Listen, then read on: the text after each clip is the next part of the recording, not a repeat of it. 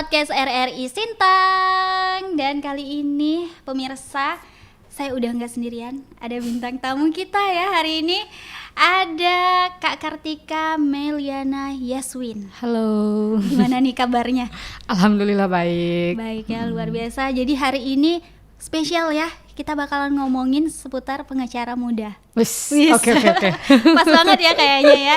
Jadi hari ini pemirsa, kita kedatangan pengacara muda Sintang, ada Kak Kartika. Panggilannya siapa nih? Panggil aja Tika, Kak. Tika. Wow, hari ini spesial karena kita bakalan ngomongin seputar profesi dari pengacara yang kayaknya bikin penasaran gitu ya. Susah-susah gampang atau seperti apa ya? Ya. Oke, nah kenapa sih memilih profesi sebagai pengacara, Kak? Kalau ditanya kenapa saya memilih profesi sebagai pengacara, sebenarnya kalau dari kecil tuh ya Kak, karena background keluarga saya itu kan memang rata-rata hukum nih, dan bapak itu memang pengacara. Tapi terlepas dari background keluarga, saya juga udah kayak, kalau kan waktu masih kecil tuh sering ikut bapak ke pengadilan Kak, sering lihat bapak sidang itu kayak, keren banget gitu ya, pakai toga gitu-gitu kan kayak. Dan memang seberjalannya waktu ketika saya sudah SD, SMP, SMA tuh emang suka banget dengan pelajaran PKN gitu. Jadi ya mungkin basicnya dari situ sih Kak, udah suka gitu kan ya. Udah suka ya, karena ada juga orang tua juga profesinya seperti itu gitu ya. Oke, udah berapa lama sih jadi pengacara? Kalau mulai sidangnya itu saya dari tahun 2017 akhir. Berarti udah sekitar 5 tahunan mungkin ya, lebih 6 tahun ya, gitu.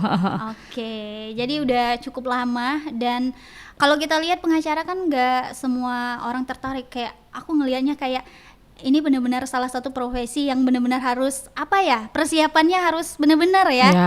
Mulai dari pendidikannya mungkin memang harus sesuai ya. Ya, betul. Pendidikannya ngambil jurusan?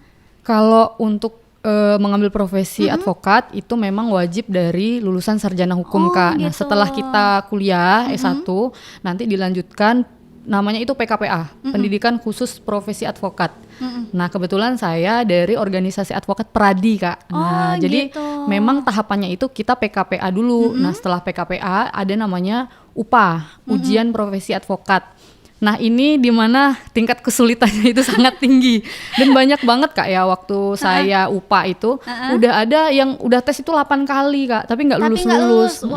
Dan memang sulit untuk ujiannya, sulit memang. Kalau Kak Kartika sendiri? Alhamdulillahnya pertama kali tes langsung lulus. Wah, emang benar-benar ya udah cita-citanya juga ya mau jadi pengacara ya.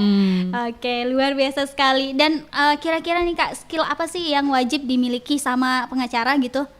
Kalau skill Kak ya, kalau berbicara skill, kalau dari saya pribadi sih kita harus banyak punya soft skill sih Kak. Kayak kalau yang namanya pengacara ini kan swasta ya Kak.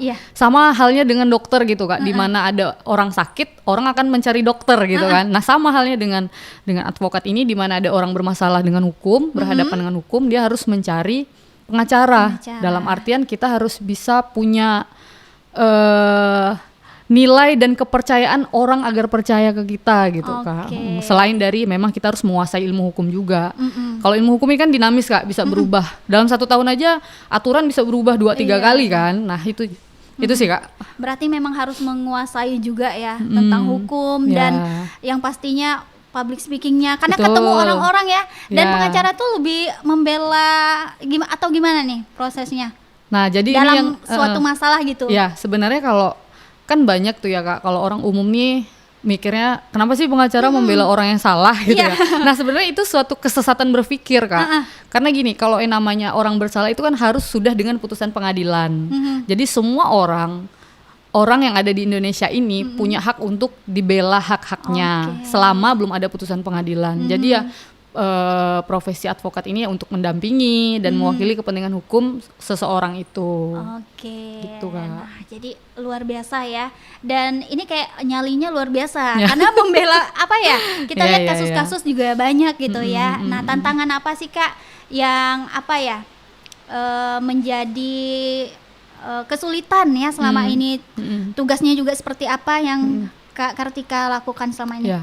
Sebenarnya kalau untuk di berbagai macam perkara Kak, memang kita kadang merasa under pressure ya. Pertama dengan kadang tingkat kesulitan dari perkara itu sendiri, terus berhadapan dengan siapa kita sidang gitu kan. Nah, jadi kayak misalnya kita berhadapan dengan orang yang dalam tanda kutip punya kekuasaan gitu Kak ya, di suatu wilayah atau di sebuah tempat gitu kan Kak. Jadi memang pressure-nya itu sebenarnya kembali ke mental sih Kak. Apalagi perempuan ya.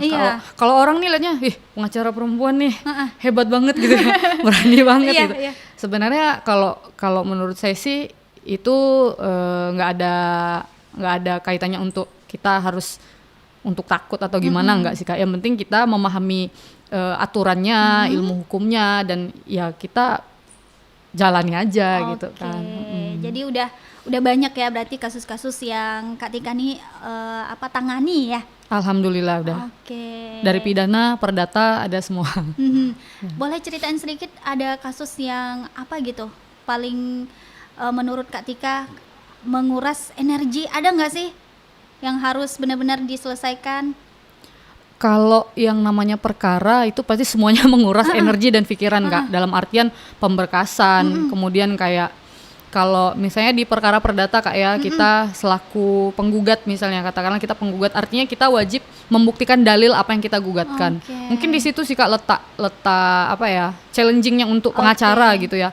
Artinya kita harus mampu membuktikan nih apa yang kita dalilkan gitu kan. Tapi pernah nggak sih menghadapi kasus yang memiliki penyelesaian yang kemampuannya kayak sulit banget gitu Kak? Ada nggak? Kalau untuk menyelesaikan yang dirasa kita sulit gitu Kak ya. Kalau saya pribadi menanamkan dalam pikiran bahwa semua perkara itu pasti ada jalan keluarnya gitu sih Kak. Nggak pernah yang merasa ini perkara sulit dan tidak bisa gitu. Nggak pernah sih. Jadi sejauh ini menikmati ya Kak dengan profesi sebagai pengacara. Mungkin ada nih yang pengen disampaikan, misalnya kedepannya anak-anak muda lah ya. Ini kan pengacara muda nih. Kedepannya biar anak-anak muda nih termotivasi gitu Kak. Jangan takut untuk jadi pengacara walaupun perempuan sekalipun ya. Betul. Karena sekarang kan udah ada emansipasi wanita ya. Jadi kayak wanita itu harus maju, harus juga berani ya. Betul. Mungkin ada harapannya nih untuk generasi berikutnya. Kalau harapan dari saya, karena memang melihat jumlahnya pengacara wanita di Sintang ini sangat minim Kak. Bisa dihitung pakai jari dan nggak sampai 5 deh. Kayaknya nggak sampai 5. Ya ampun. Itu dari organisasi kami ya, memang dari Peradi gitu kayak itu nggak sampai 5. Kalau Peradi Sintang ini kan DPC-nya meliputi Sintang, Melawi sama Kapuas Hulu. Nah kalau memang untuk Sintang ini memang nggak sampai 5, jadi harapan saya semoga ada setelahnya ini ada regenerasi advokat-advokat atau lawyer perempuan gitu kan di sini. Jadi kita bisa kolaborasi, entah mungkin dalam pendampingan terkait perkara pidana anak dan perempuan seperti itu khusus kan. Biar lebih kayak yang didampingi pun lebih nyaman ya, betul. Karena ada pengacara perempuan juga. Dan ini menjadi salah satu generasi-generasi yang harus ada gitu ya. Apalagi kalau di Sintang sendiri untuk pendidikan sendiri kan sudah ada yang di bagian hukum ya. Kalau untuk PKPA di organisasi Peradi memang akan kita adakan Kak rencananya. Kemungkinan nanti akan kerjasama dengan di beberapa universitas di Sintang. Luar biasa sekali, dan ini menarik pemirsa. Jadi pengacara muda Sintang yang sudah lumayan lama lah berprofesi ya sebagai pengacara. Nah, kedepannya apa nih target yang mau dicapai? Target yang ingin dicapai kalau untuk profesi saya sendiri ya semoga saja dengan profesi ini saya tidak hanya mencari benefit tapi memang untuk kemanusiaan juga Kak. Jadi memang termaktub dalam undang-undang advokat memang kita itu diwajibkan memberi bantuan hukum secara cuma-cuma, pro bono atau pro deo, dan itu memang harus wajib kita laksanakan. Artinya walaupun tidak ada biaya dan operasional oleh calon yang akan kita dampingi ini, ya secara kemanusiaan kita tetap dampingi. Luar biasa. Jadi ini siapapun bisa menghubungi Kak Kartika ya berarti ya. Tapi dengan prosedur-prosedur ya. Nah ini berbicara lagi mengenai profesi sebagai pengacara. Sejauh ini kakak melihat untuk di Sintang sendiri, apakah orang-orang sudah terlindungi gitu ya sama pengacara, atau masih kurang nih Kak? Kalau untuk perlindungan hukum sih Kak, kita secara keseluruhan sudah semaksimal mungkin ya. Cuman kadang orang tuh suka bingung Kak, bedanya pengacara dengan notaris ya bedanya. Iya. Nah orang itu pernah Kak ya, jadi ada orang datangi notaris, kantor notaris, minta dampingi di Polres. Kan salah itu. Notaris kan ngurusnya tanah. Oh iya benar. Harusnya kan ke pengacara gitu. Jadi mungkin kita perlu ada apa ya, sosialisasi perihal itulah gitu kan. Jadi orang paham tugasnya pengacara tuh ini gitu kan. Gitu kan. Nanti jangan sampai salah. Ya, notaris betul. antara pengacara. Jadi pengacara tuh untuk melindungi hak-hak orang yang punya masalah gitu ya betul, Kak. betul. Jadi untuk membela sampai masalahnya selesai dan diputuskan gitu ya. Betul. Oke, keren banget sih. Dan sekali lagi nih Kak, rencana ke depan mungkin Kakak kan tergabung di salah satu perhimpunan advokat ya Kak ya. Nah, ini harapan ke depan untuk advokat-advokat yang ada di khususnya Sintang lah ya. Seperti apa Kak? Harapannya semoga anggota Peradi khususnya Kak ya, karena saya anggota dari organisasi Peradi ya, semoga kita semakin solid dan semakin banyak anggota, karena semakin banyak pilihan advokat itu semakin memperlihatkan kualitas Kak sebenarnya. Nah gitu, itu aja sih.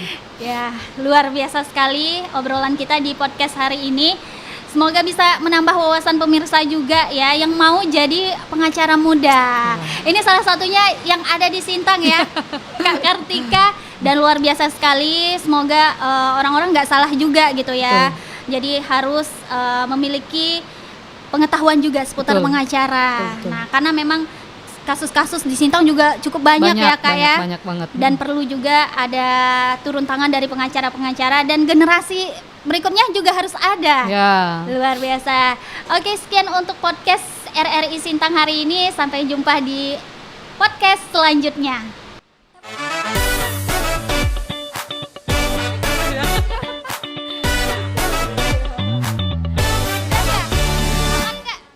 Aman nggak hujan?